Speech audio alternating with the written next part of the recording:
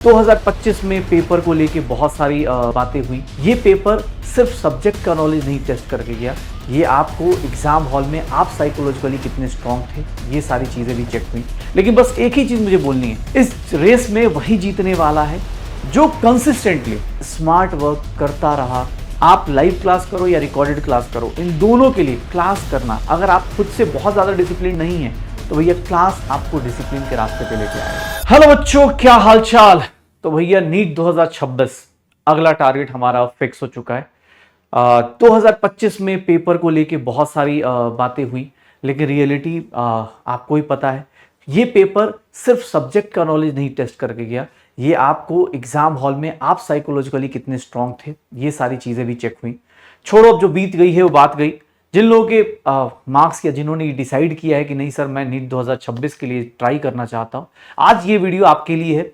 और आपसे कैसे हम लोग साल भर अपने आप को कैसे रखेंगे, किस तरह से अभी से ये प्लान कर लें कि यार हमें नीट 2026 में जब पास में आए तो चाहे पेपर कैसा भी हो, हम इस तरह से स्ट्रांग रहें एग्जाम हॉल में, चाहे एग्जाम हॉल से बाहर भी इतने कॉन्फिडेंट जरूर रहें कि अगले साल हमें फर्क नहीं पड़ता, पेपर कैसा भी हो हम कॉन्फिडेंटली जाएंगे और कॉन्फिडेंटली वापस आएंगे। करना क्या है, अगर फिजिकल केमिस्ट्री की बात की जाए तो भैया देखो, कहना मैं फिर से बोल रहा हूं, आज स्टार्ट कर रहे हैं, अभी बैचेस स्टार्ट होंगे, सब लोग, बहुत सारे लोग बहुत आराम से स्टार्ट करते हैं, कुछ लोग थोड़ा ब्रेक और लंबा लेंगे। लेकिन बस एक ही चीज मुझे बोलनी है, इस रेस में वही जीतने वाला है जो कंसिस्टेंटली, सबसे पहला वर्ड देखना कंसिस्टेंटली, कहना बहुत आसान है, मेरे लिए भी कहना बहुत आसान है, तुम्हारे लिए भी सुनना बहुत आसान है, बट इसको फॉलो कर पाना तुम्हें ही पता है कितनी ज्यादा प्रॉब्लम आती है। कंसिस्टेंटली स्मार्ट वर्क करता रहा, टेस्टिंग करता रहा, खुद को अपने ऊपर चेक करता रहा, उसका सिलेक्शन होके ही रहेगा। ये वर्ड ध्यान रखना, कंसिस्टेंटली स्मार्ट वर्क टेस्टिंग, अपने अंदर चेक करता रहा तो वो बंदा हमेशा हमेशा, चाहे वो किसी भी टाइप का पेपर हो, सक्सेस लेके जाएगा।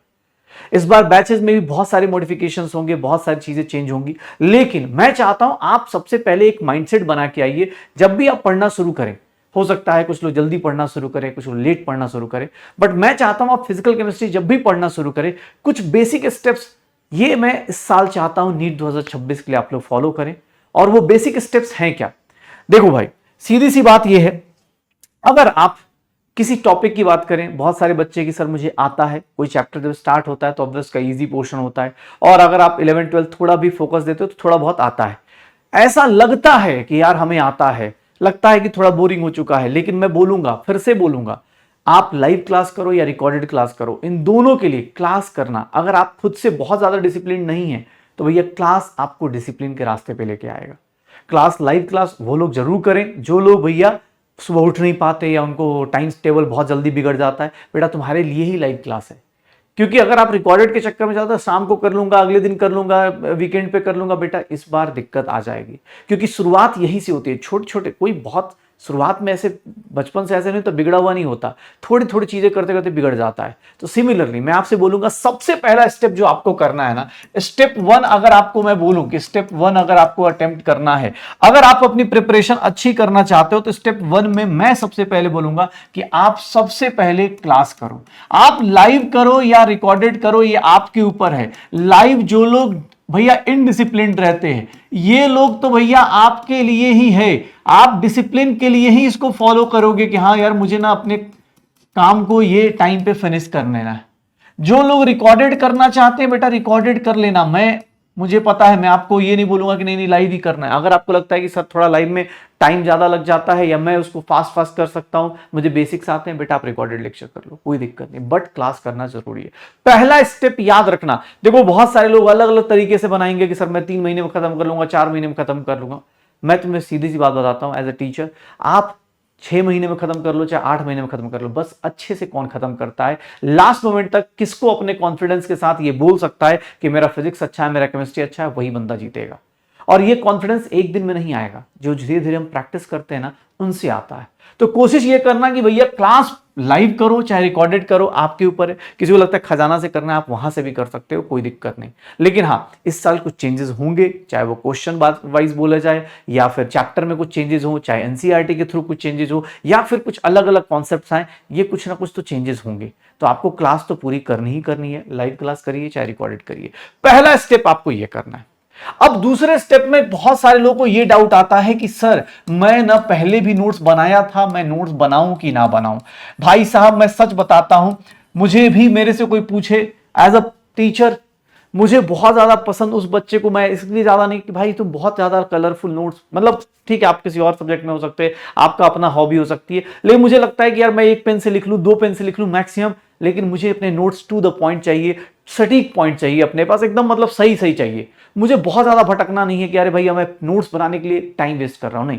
आपको लगता है आपके नोट्स, अगर आपको लगता है कि सर क्लास नोट्स हैं, देखो भाई इस जगह पर आपको सारे पीडीएफ मिल जाते हैं, तो क्लास नोट्स आप बना सकते हो चाहो तो क्लास नोट्स में, लेकिन क्लास में मैं अपनी गारंटी लेता हूं कि भैया मैं क्वेश्चन बहुत कराता हूं, मैं सारे क्वेश्चन लिखने का टाइम नहीं दे सकता, क्योंकि अगर क्वेश्चन लिखने दिया ना बेटा तो 3 महीने का कोर्स आपका 8 महीने लग जाएंगे, क्वेश्चन नहीं लिख पाओगे, सीधी सी बात ये।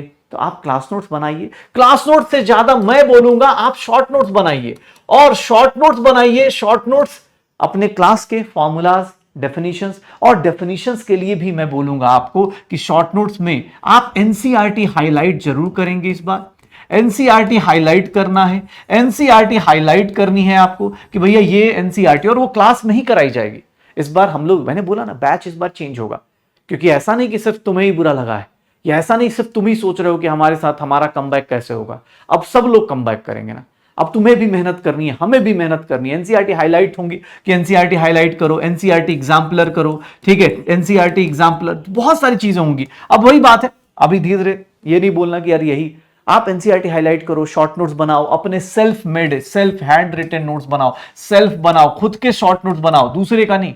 वो हम भी दे देंगे, हम भी समरी लेक्चर देंगे, हम भी आपको हैंड रिटन नोट्स देंगे, बट मैं आपसे फिर से बोल रहा हूं, अभी आप प्रिपरेशन स्टार्ट करने वाले हो, ये कुछ बेसिक कसमें खा लो कि यार ये तो मैं करूंगा ही करूंगा।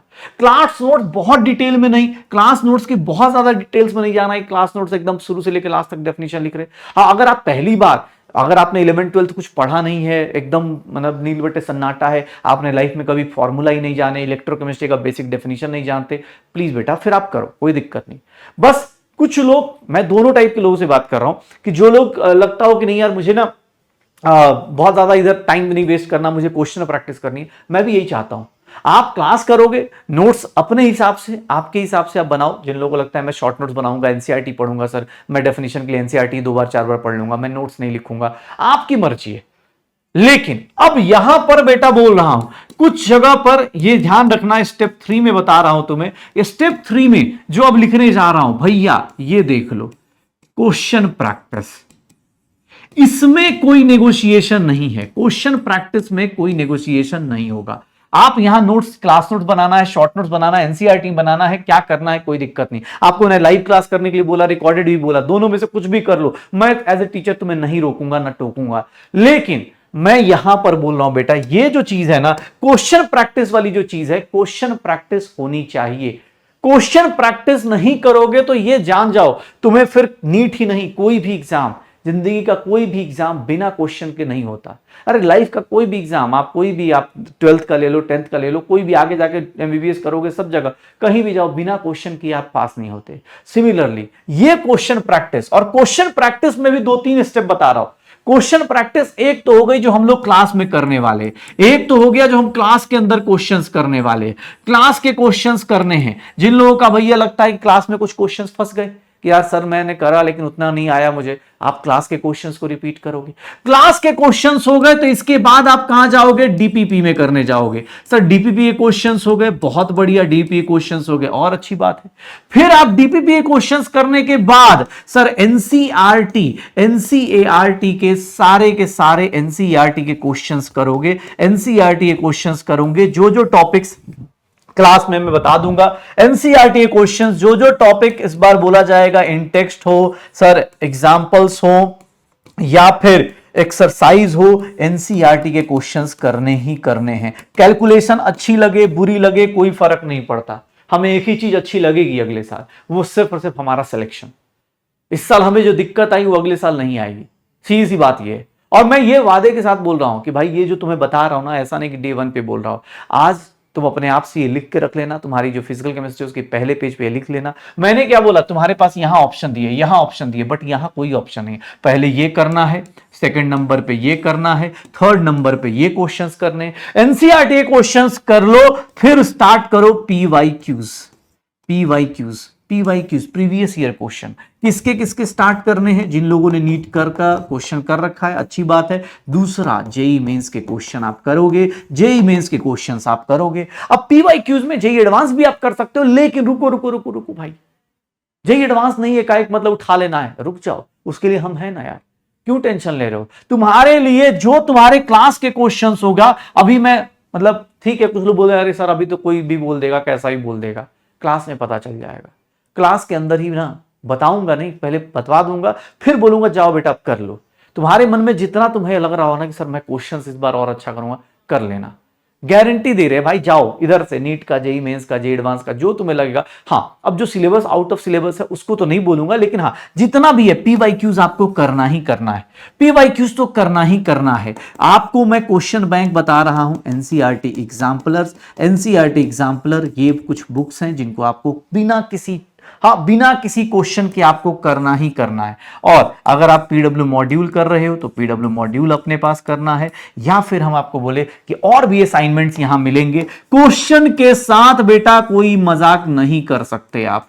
मैं पहले बता रहा हूं, अच्छा लगे बुरा लगे, मैंने पहले बोला क्लास में आपके पास ऑप्शन है, नोट्स में आपके पास ऑप्शन है, नोट्स आप मेरे पढ़ लो, किसी और के पढ़ लो, कोई दिक्कत नहीं। लेकिन ये एक ऐसी चीज है जो हर एक स्टूडेंट को खुद के लिए करनी होती है। नोट्स किसी दोस्त का पढ़ के समझ सकते हो, किसी बैच का एक्सेस लेके पढ़ सकते हो, किसी भी टीचर का रिकॉर्डिंग लेक्चर पढ़ सकते हो, लाइव पढ़ सकते हो, लेकिन ये वैसी चीज है जो एग्जाम हॉल में तुम्हारे साथ जाएगी, और ये उन्हीं बच्चों के साथ जाएगी जो लगातार एक सीक्वेंस में फॉलो कर रहे हो। और भी क्वेश्चंस अगर आपको करने हैं, असाइनमेंट सीट्स, बहुत सारी चीजें मिलेंगी, ठीक है ना। तो भैया ये इसमें नॉन नेगोशिएबल सबसे बड़ा स्टेप, सबसे बड़ा आपको ये चीज आज लग रहा होगा, लेकिन हाँ मैं सच बता रहा हूं ये बढ़ते जाएंगे। शायद जो लोग मुझे नहीं जानते, शायद आप जाके एक बार पिछले साल के बैच देखना, मैं गिन के भैया बहुत ज्यादा क्वेश्चंस कराऊंगा। इस साल तो और ज्यादा अंदर से और गुस्सा भरा पड़ा है, ठीक है, कि भैया इस बार तो मतलब और ज्यादा क्वेश्चंस होंगे। तुम्हें पिछले साल जितने क्वेश्चन दिखे उससे ज्यादा ही क्वेश्चंस होंगे, इस बात की गारंटी है। तुम्हें इस बात की दिक्कत नहीं आएगी कि एग्जाम हॉल में जाके सोचना है। इन सारे क्वेश्चंस को करने के बाद मैं बोलूंगा जब भी आप रिवीजन करते हो, चलो स्टेप 4 पे आते, क्वेश्चन प्रैक्टिस कर लिया। अब देखो स्टेप 4, भाई साहब अभी शुरुआत में तो सब लोग, मूल कॉन्सेप्ट सबका ही आसान होता है, सबका आसान होता है, क्योंकि शुरुआत में जोश बहुत ज्यादा होता है, पढ़ाई बहुत ईजी होती है। लेकिन दिक्कत कहां आती है, स्टेप 4 में। सर जैसे ही पहला टेस्ट आता है, पहले टेस्ट में सबके मार्क्स आ रहे हैं धड़ धड़ धड़, क्योंकि पहला टेस्ट सबसे आसान है, क्योंकि एक चैप्टर पढ़ा उसी का क्वेश्चन हो गया, टेस्ट दिक्कत है। रिवीजन, बेटा रिवीजन सबसे बड़ी दिक्कत। रिवीजन प्लानिंग जो होनी चाहिए वो 2 टाइप की होनी चाहिए। एक जो आपका करंट सिलेबस चल रहा है, या आपका करंट जो पार्ट चल रहा है। करंट सिलेबस शुरुआत में 1-2 हफ्ते या 2-3 हफ्ते तक आपका करंट में नया नया चैप्टर चल रहा होगा, तो करंट सिलेबस होगा, ओल्ड सिलेबस, ये आप प्लान कर लो। अब इसमें मुझे आपकी अपनी हेल्प चाहिए। क्यों?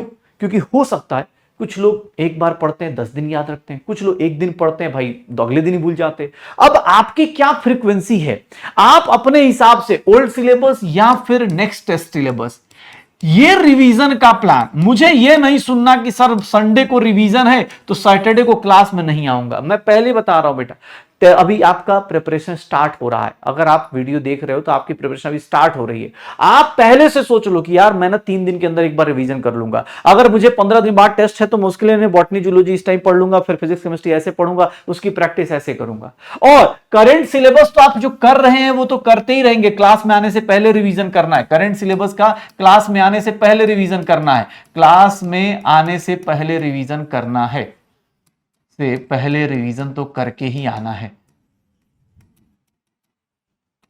ये तो आपको करना ही करना है। लेकिन जो ओल्ड सिलेबस है ना बेटा, दिक्कत कहां होती है, जब पुराना सिलेबस हो जाता है। मूल कॉन्सेप्ट पढ़े, आगे निकले, सब थर्मोडायनामिक्स तक आए, पता चला मूल भूल गए। क्यों? क्योंकि आपने इसकी प्लानिंग नहीं करी, आपने इसके बारे में नहीं सोचा कि पुराना भी तो है, अरे सर सिलेबस खत्म कर देते। बेटा ये चीज सोचना ना बहुत मुश्किल आता है, पहले सिलेबस खत्म करेंगे फिर रिवीजन करेंगे, नहीं। अगर आप 10 स्टेप आगे बढ़ा रहे हैं तो 4 स्टेप पीछे आइए और चेक कीजिए कि पहले 4 वाला याद है कि भूल गए हैं। आपके लिए सबसे इंपॉर्टेंट क्रूशियल फॉर्म ये रहेगा। और रिवीजन कैसे करेंगे ओल्ड सिलेबस का, तो वही सेम सीक्वेंस रखिए, नोट्स रखिए, डीपीपी रखिए, क्लास के क्वेश्चंस रखिए, डीपी रखिए, क्वेश्चन नोट्स और क्वेश्चन प्रैक्टिस। सीधा लिख देता हूं, नोट्स और क्वेश्चन प्रैक्टिस, नोट्स और क्वेश्चन प्रैक्टिस, बस ये ध्यान रखिएगा। और इस बार क्वेश्चन प्रैक्टिस में एक चीज और चाहता हूं, क्योंकि बहुत सारे रिसोर्सेज हैं, तो मैं चाहता हूं आप क्वेश्चन लिखे चाहे ना लिखे, एक फंडा याद रखिएगा, 1 स्टार मतलब 1 बार अटके, 2 स्टार क्वेश्चन के ऊपर स्टार मार्क कर दीजिए, ताकि इससे आपको चीजें याद रहें।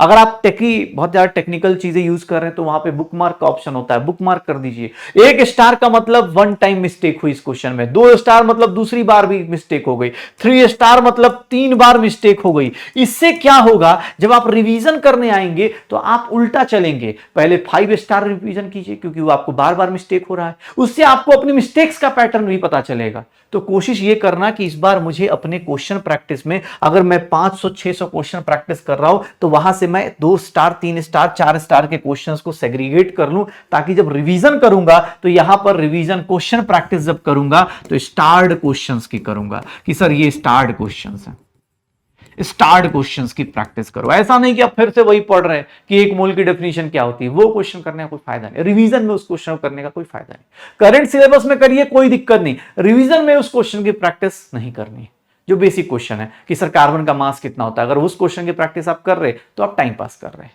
तो मेरे हिसाब से भैया सबसे ज्यादा स्टेप ये स्टेप 4, बेटा यहां तक तो सब लोग आ जाते हैं, सच बता रहा हूं, क्यों, क्योंकि यहां तक तो हम भी फोर्स करते हैं। क्लास में तुम्हें क्वेश्चन के लिए बोलेंगे, नोट्स के लिए बोल देंगे, इसके लिए बोल देंगे, लेकिन डिफरेंस जो क्रिएट होता है ना, अगर मैं बताऊं डिफरेंस क्रिएट कहां से होता है, यहां से।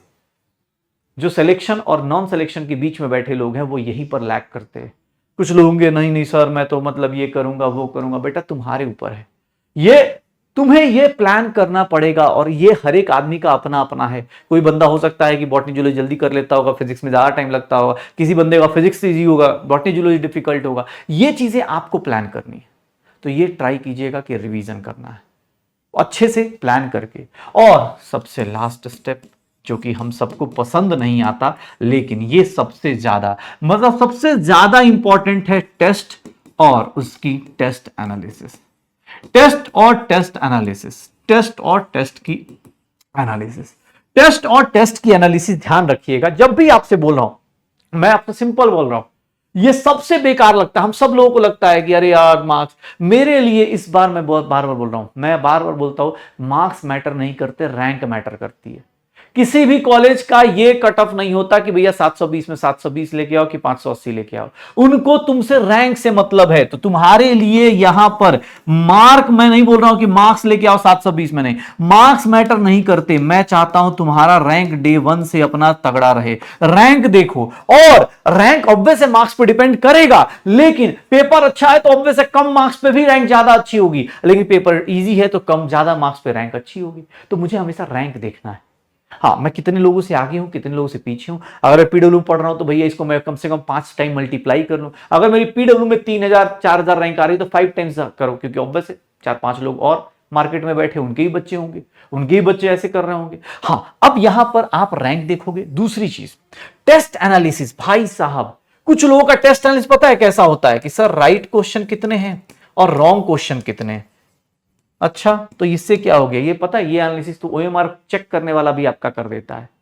आपको एनालिसिस का मतलब इन डेप्थ एनालिसिस, क्या आपकी मिस्टेक्स हैं। जैसे इस बार पेपर में साइकोलॉजिकली आप डरे, ऐसा नहीं है कि आप पहली बार डरे, आपने बहुत सारे टेस्ट में ये गलती करी होगी।